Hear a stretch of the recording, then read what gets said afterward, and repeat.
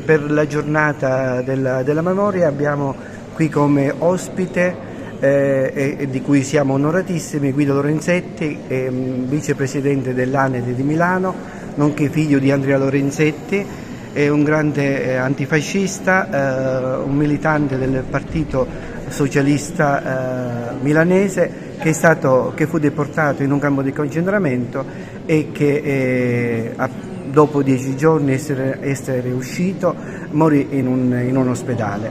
Ma per l'occasione Guido Lorenzetti parlerà e farà conoscere ai nostri alunni le figure di 12 deportati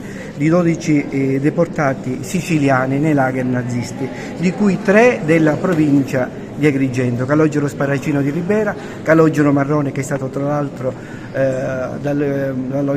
che si trova tra l'altro nello Yad Vashem, un cip e un albero lo ricordano come giusto fra le nazioni, e Antonio Galiano.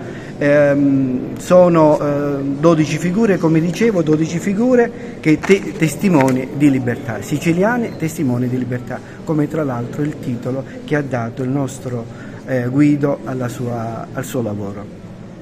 Guido Lorenzetti, sono il vicepresidente della sezione di Milano dell'associazione Ex Deportati. Oggi qui ad Agrigento per raccontare, la sua testimonianza, la testimonianza di suo padre.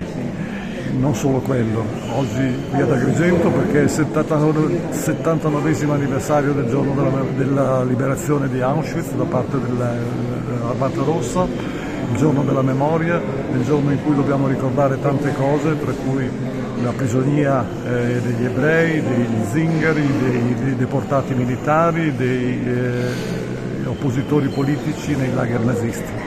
Quanto è importante la memoria?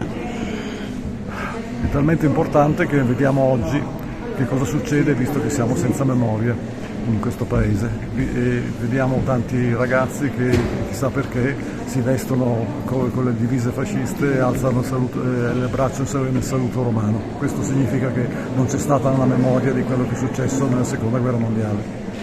Antonina Barillo, figlia di un ex combattente della Seconda Guerra Mondiale, deportato in Germania e internato in un campo di concentramento tedesco. Oggi qui per dare la sua testimonianza. Qual è la sua testimonianza? Cosa dirà ai ragazzi?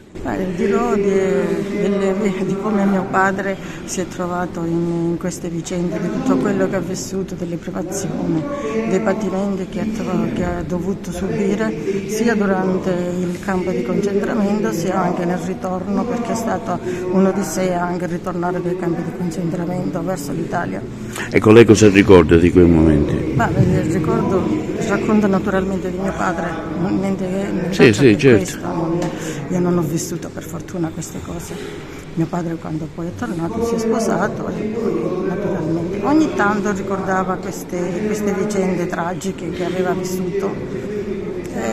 Non parlava mai proprio di quello che ha vissuto all'interno del campo di concentramento, perché voleva sempre passare oltre, però ricordava i tempi per esempio di quando era stato militare, dei suoi commilitoni, di tutte queste cose amava parlare molto, molto di più.